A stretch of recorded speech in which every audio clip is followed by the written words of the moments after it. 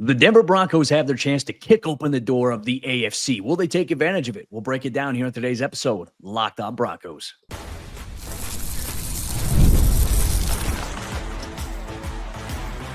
You are Locked On Broncos, your daily Denver Broncos podcast. Part of the Locked On Podcast Network, your team every day. What's up, Broncos Country? Welcome into another episode, Locked On Broncos, your daily Denver Broncos podcast, part of the Locked On Podcast Network. We know it's your team every day. Thanks to all the everydayers out there in Broncos Country. Thanks so much for making us your first listen, however you choose to do so. And if you're not yet an everydayer, become one. I'm Cody Roark, Broncos reporter for Mile High Sports, joined as always by Sayre Bedinger, site expert over there, predominantlyorange.com. We got a lot to break down on today's show. Broncos Country, the AFC is wide open for the taking. Can the Broncos take advantage of this opportunity that's ahead of them? We'll go through and tell you why the Broncos can make noise inside of the AFC. We'll take a look at how things stack up going into week 6 all around the entire conference. Plus, we'll take a look at how the Broncos can go on a run for the AFC West and maybe get a lead inside of the division over the course of the next 5 games. And then how will the Broncos plan to manage these next 2 months without Ben Powers, who lands on injured reserve? You get all that on today's episode of the show. Sayre, what a wild week 5 around the NFL. We're excited because obviously the Broncos won, but I think if you looked at anybody's rooting guide as to who to root for, who to root against, for the Broncos perspective, everything went perfectly this weekend.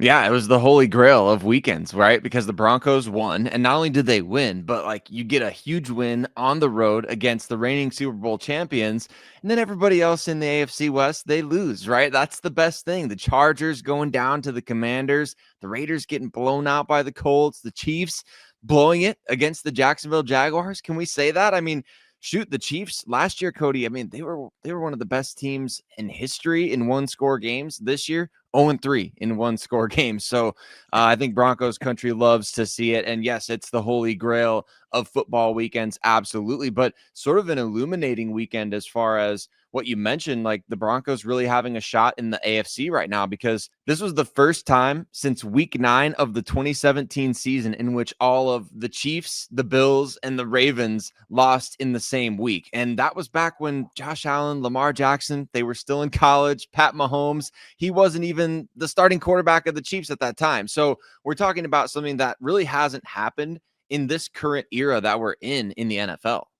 I mean, there's no better time to take advantage of the current state of the AFC than right now. Sayre, I'm going to give a take here. My take on week 5, I feel like the AFC is wide open right now, at least this early on in the season. There's no true team out there that I feel like is just a clear-cut mile ahead of everybody else where it's like, all right, they're going to be the favorite to win the entire conference. I mean, it's wide open. And we saw that. Obviously, the Patriots beating the Buffalo Bills on Sunday Night Football. I mean, everything right now is competitive inside the AFC, which is fun to see that, okay, there's not like a huge gap between 1 and 7. So let's take a little bit of a look here at the AFC standing so far going into week number 6. The Colts are atop at 4-1.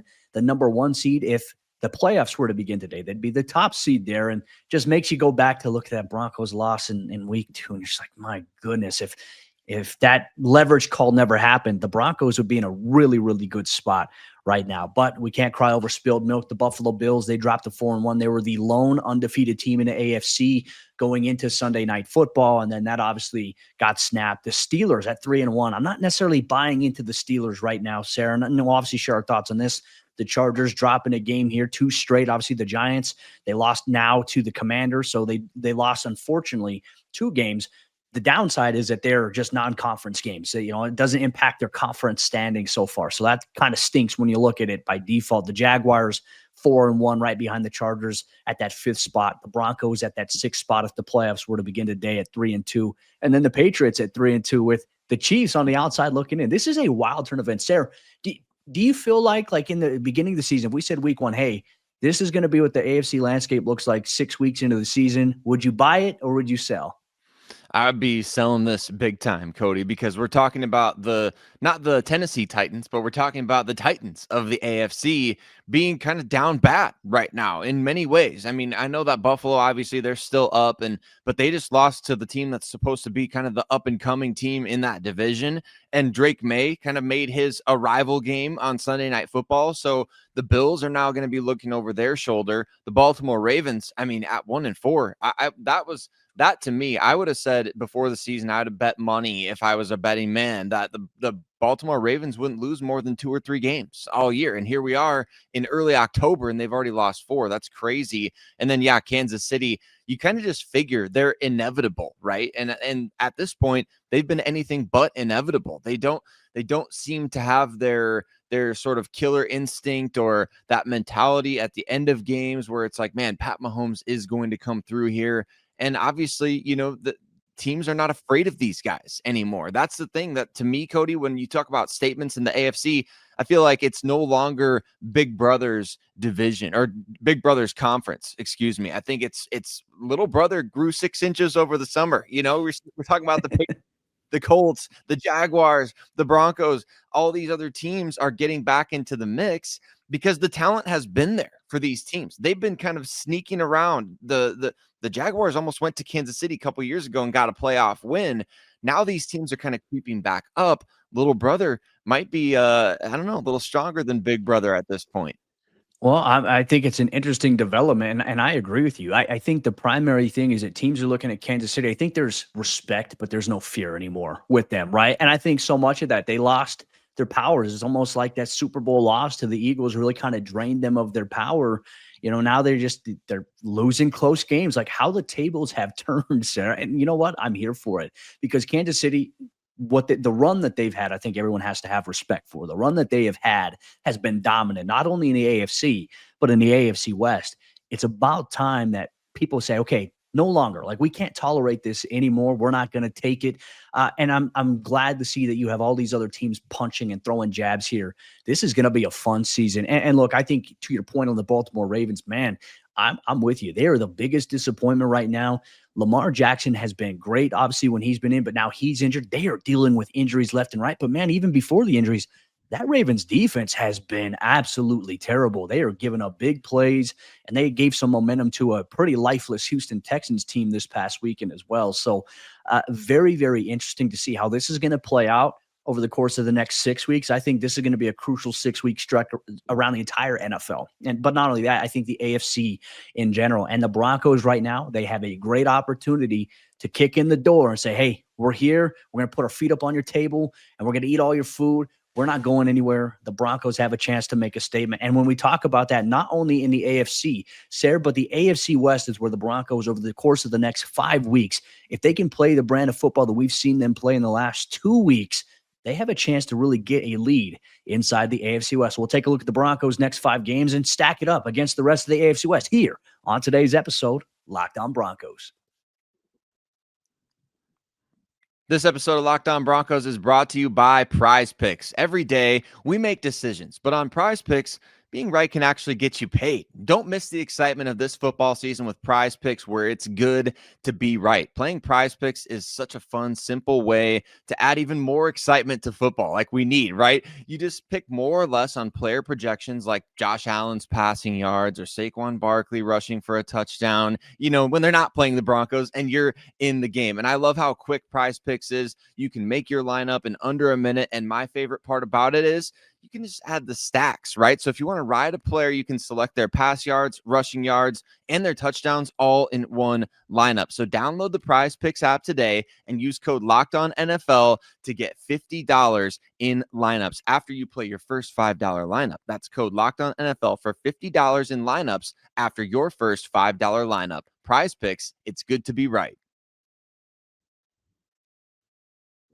After a rough start to the season, the AFC West is back to being wide open, everybody. The Los Angeles Chargers, they've lost a couple of games in a row. The Chiefs, well, they're 2-3, and the Raiders, I don't think anybody really cares what they're doing right now. They stink so far this season. The Broncos have an opportunity, like Cody said, kick down the door and go kick your feet up on the couch, and we'll see if they can do that here. We're going to break down some of the remaining games here in the next handful of weeks for each AFC West team. But first, I want to say thank you to every single one of you that makes Locked On Broncos your first listen of the day every single day. Make sure you subscribe so you get us at the top of your podcast feed, in your algorithm on YouTube, all of that good stuff, so you don't miss a single episode of the show.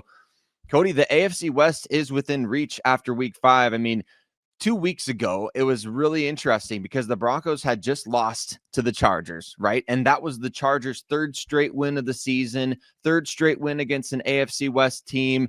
The Chiefs, they managed to get back to 2-2 after starting, a little bit rough, right?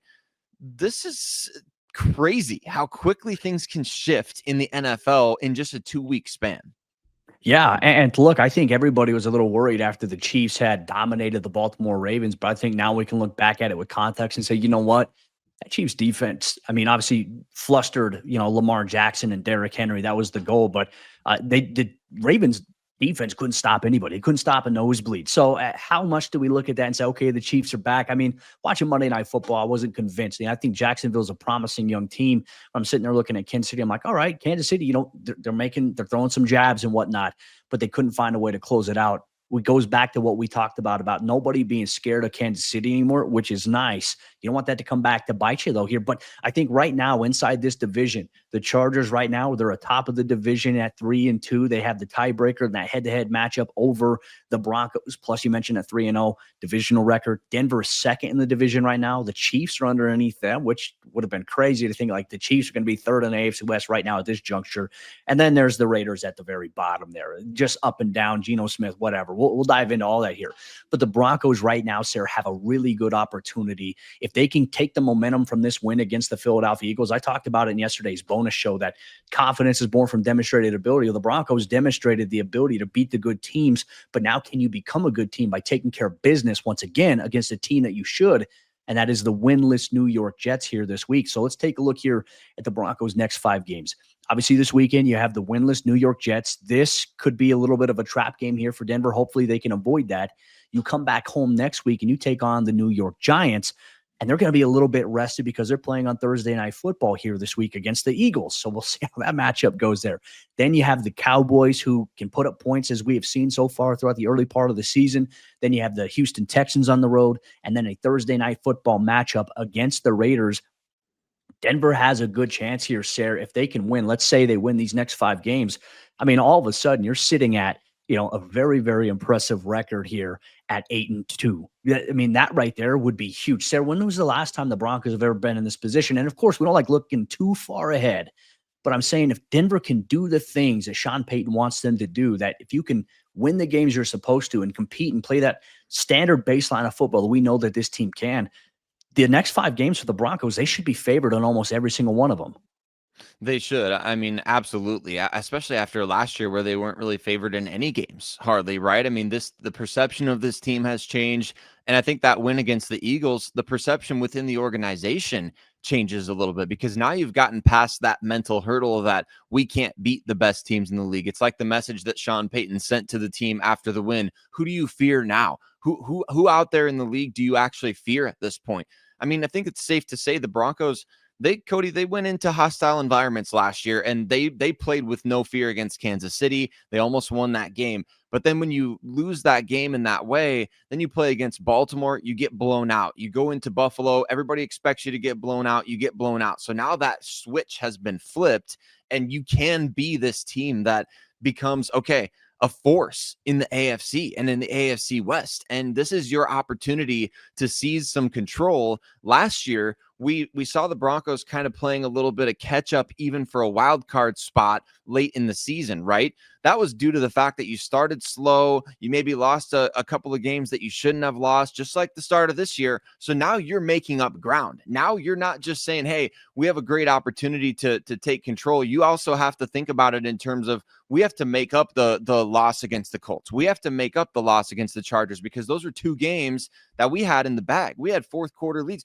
Broncos barely trailed this year at all in the fourth quarter. So this is their opportunity to go and exactly. Right. So this is their chance now to go in and do something special as a team. Now that you've cleared that mental hurdle of we can't beat the elite teams in this league. We're not one of the best. Well, now you've proven that you can beat anybody because you've beaten the Eagles. And so now it's time to go beat the teams that you should. And this is that stretch where you can really make it happen.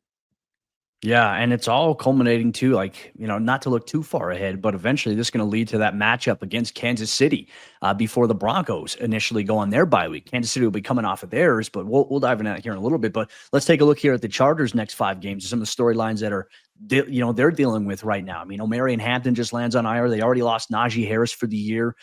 Joe Alt lands on IR. They're going to be without him for quite some time here. They just lost 2 straight games. Their next 5 games here are very interesting. The Miami Dolphins, who seemingly Darren Waller's done creating mixtapes and he's out there catching touchdown passes now. You got them. You got a matchup against the Indianapolis Colts right now, who look red hot behind Daniel Jones, though they lost their kicker Spencer Schrader for the year. He tore his ACL. Then they got a matchup with the Titans, which I imagine is probably going to be favorable for LA in that regard. Then a matchup against the Vikings, and then the Steelers. So, I mean, defensively, they're going to be facing a couple of tough teams here, but the Broncos have a chance here. If the Chargers start to fall off their pedestal a little bit and the Broncos start rattling off these victories and LA starts losing, Denver's got a chance to take at least maybe a 2 or 3 game lead inside the AFC West, which would be nice there. I mean, your thoughts here on the Chargers before we get into the Chiefs schedule that's coming up, because it's not easy for Kansas City either. The Chargers have become known for choking. That's what they do. I mean, I hate to say it. I know the Broncos haven't been good for the majority of the last decade, right? But the Chargers are what they are, and they haven't proven anything otherwise. And so, yeah, they have a history of being, bad when it matters the most. They have a history of guys getting hurt, and that has not changed this year. And Justin Herbert is getting hit a lot, and people are already starting to complain about him getting hurt a lot. His performance has taken a huge drop off since that game against Denver, which honestly was kind of a humbling experience for him. If he doesn't have that crazy touchdown throw to Keenan Allen, he didn't have a great game that day, Cody. The Broncos were kind of in control until that moment. So I don't know. He hasn't played well the last 2 or 3 weeks. And that Chargers team is looking a lot like the Chargers teams that we've kind of come to know over the last handful of years. Yeah. Well, then now let's take a look here at Kansas City. I mean, obviously losing on Monday Night Football. They got a short week. They got to turn around. They got to face the Detroit Lions, who are playing a little red hot football right now after they started off 0-1 on the season. You got that. They always have tough matchups somehow against the Raiders in those divisional matchups. Then they got to play Jaden Daniels and the Washington Commanders, who I don't think the Commanders are as strong as they were last year, but obviously for them, they were able to go on the road in LA, beat the Chargers this past week. I think that'll be a tough matchup for the Chiefs. That should be a good game. And then they got to go play the Buffalo Bills, Sayre, before they go into their bye week. And then after their bye week, they play the Denver Broncos. So really the next 5 games here for the Chiefs, they're not going to be cakewalks either. They have a chance to kind of plummet down the rankings a little bit further here. They do. I think this is another situation where you feel like the lack of drafting well for this team is going to catch up to them. I'll be interested to see what the wrinkle that Rashee Rice adds when he comes back, right? Because obviously that's kind of one thing that their offense is missing, is that player that they can go to every single down. And he is that guy for them. We saw early last season how dynamic he is and how borderline unstoppable he was for a couple of games. So you really want to, I don't know, kind of gauge where that team is at when he comes back, because he adds such a different element to their offense. But it also doesn't look like the Chiefs defense, which has been their calling card the last couple of years, is playing at anywhere near the same level that we've gotten used to seeing them in their championship caliber seasons. And so that may be the bigger concern, even over offensive skill talent. Yeah, well, and I'm with you there. And sometimes they usually, even if they've had slow starts, as we've seen, Steve Spagnuolo somehow gets those guys right, probably at that middle juncture of the season. And then they usually play pretty good football from the middle to the end going into the postseason. So hopefully that trend gets bucked here as we go forward here. Let's take a look at the Raiders' next 5 games. Very interesting. With them being at 1-4, they got a matchup against the Titans, which, we know Jeffrey Simmons, that defensive line, they can get after Geno Smith. Geno Smith has been terrible, folks. And we have people trying to hype him up in the offseason. Miss me with all that. Then they got a matchup with the Chiefs, a bye week. Then they get off the bye week and they play the Jaguars, and then a Thursday night football matchup against our Denver Broncos. So interesting spot for them at 1-4, but not necessarily a schedule where you're like, oh, they're doomed, they're cooked. They also might be on a little bit of an upset watch on a couple of teams here. Yeah, they could be. I think that's all they're going to be, though, is an upset watch type of team, right? I think everything kind of has to go right for the Raiders right now because they just don't have the personnel defensively. Geno Smith already has 9 interceptions this season, and that team is just not good. And that when there are a couple of injuries, I know Brock Bowers is hurt, and I know that because he's on my fantasy team. I should never draft AFC West guys. What am I thinking? But the Brock Bowers being hurt is a huge deal for that team because he was the floor raiser for the entire offense. And if he's not out there, everything else is bad. And all you got defensively is Max Crosby, and he can't play all 11 spots. So I think, yeah, they're an upset watch team because they all get paid to play. But the Raiders kind of look exactly like you and I expected going into the season. And we'll see how things transpire here in the division. Broncos country, let us know your thoughts, your level of optimism as the Broncos have a chance to make a run here, not only in the AFC, but the AFC West. But how will they do that without one of the key members of their offensive line, Ben Powers? He's going to be out at least 2 months. What is the Broncos' plan? We'll break it all down here on today's episode, Locked On Broncos.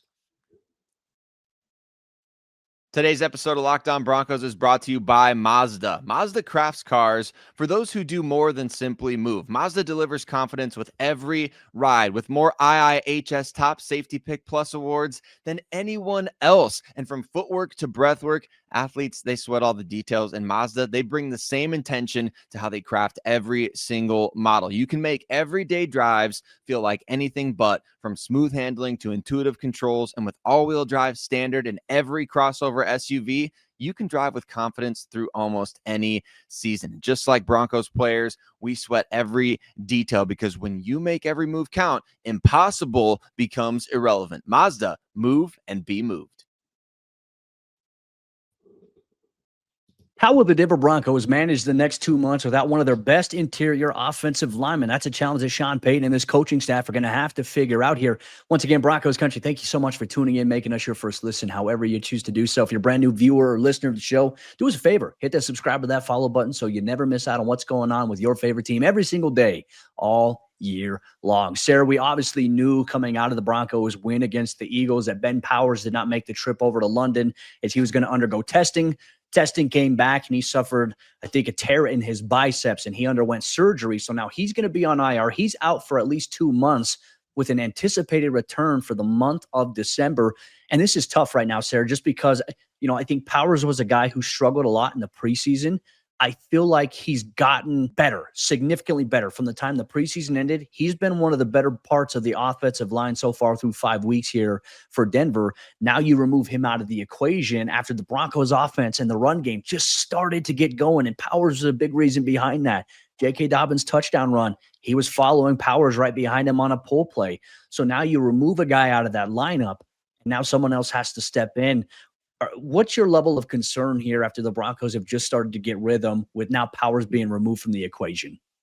Well, Powers is obviously a good player, but my concern level is pretty low, Cody, because I feel like obviously Zach Strief has done a good job of getting these guys ready. Like you said, the Broncos offense is kind of picking up some steam lately, at least in terms of the running game. We've seen a couple of really great efforts from them the last 2 weeks.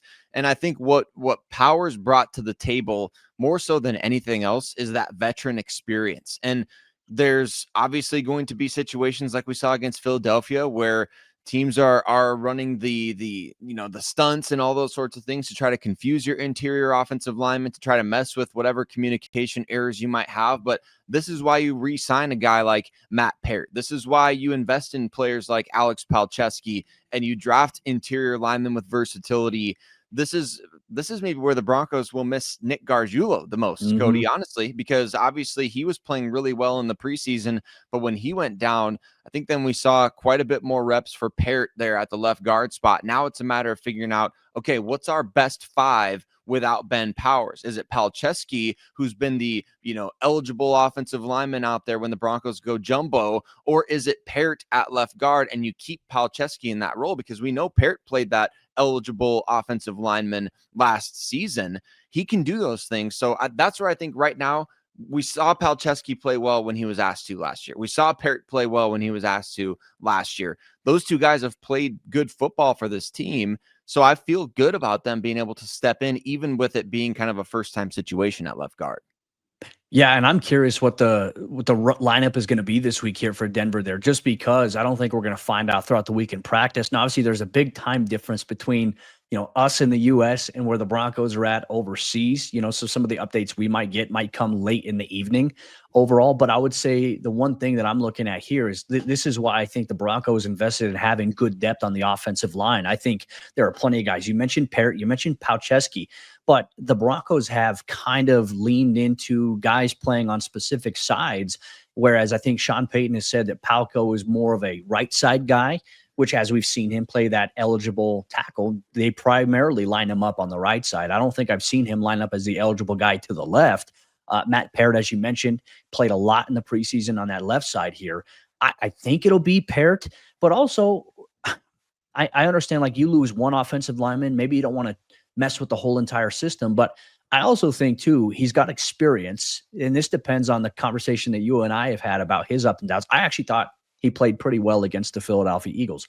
But what if you moved Luke Wattenberg from center over to left guard, where he has guard experience? He's played plenty of guard throughout his NFL career, and you put Alex Forsythe at center. Like, is that too much of a change here for the offensive line, or is it easier to just put in a new guy like Matt Parrott at that left guard spot and say, hey, we're just going to roll with that?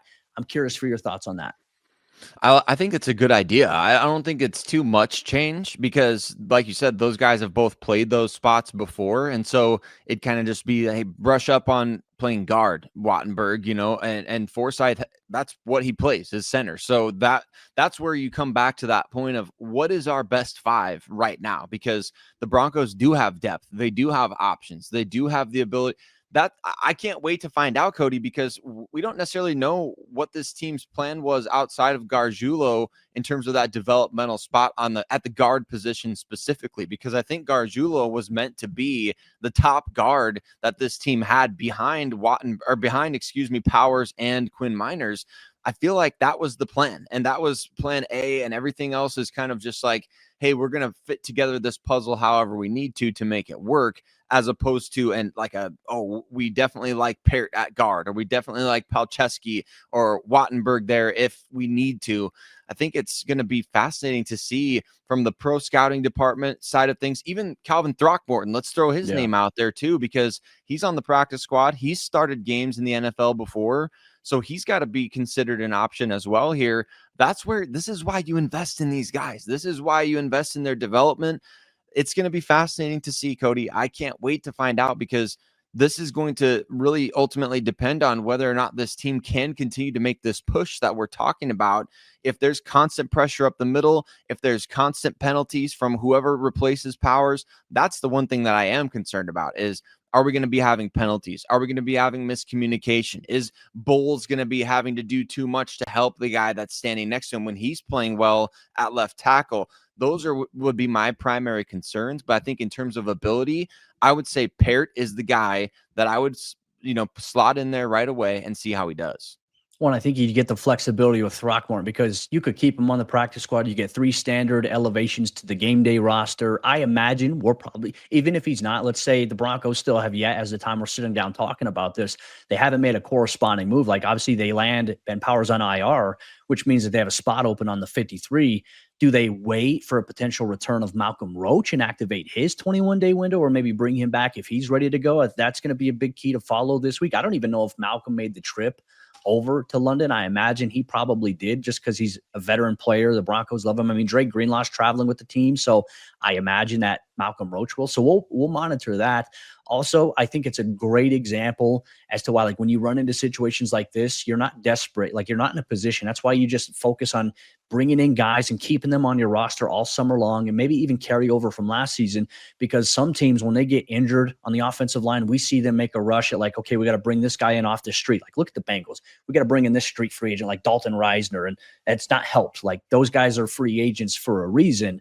So I think that Denver, with the developmental system that they have, I think it's just a great example of them trying to stay ahead of the curve. If some of these issues and injuries do pop up, and hopefully the Broncos O-line can stay healthy throughout the remainder of the year. I mean, Powers was very durable. He's played in every single game, played every snap in every game so far in his tenure, finished the game with torn biceps, which tough dude, man. Tough dude. That's a tough injury to try to play through. But he'll return probably mid-December, and hopefully the Broncos are in a position where they can get him back, and they're in a position where they can make a run inside of the playoffs. We don't know what the future holds just yet for this team, Broncos Country, but if Denver can take care of business, Everything is exciting. The narratives around this team is exciting. Can they take advantage? Well, they got to make sure they do that against the New York Jets here when they play them in London here in week 6. But with that said, Broncos Country, that'll wrap up today's episode of the show. Tomorrow's episode, Sayre and I, we're going to sit down. We're going to take a little bit of an early preview of this Jets matchup. Who are the players that the Broncos have to watch out for on offense and on defense? Some of the key storylines for both teams coming into this matchup. You'll get that and more on tomorrow's episode of the show. We'll see you then.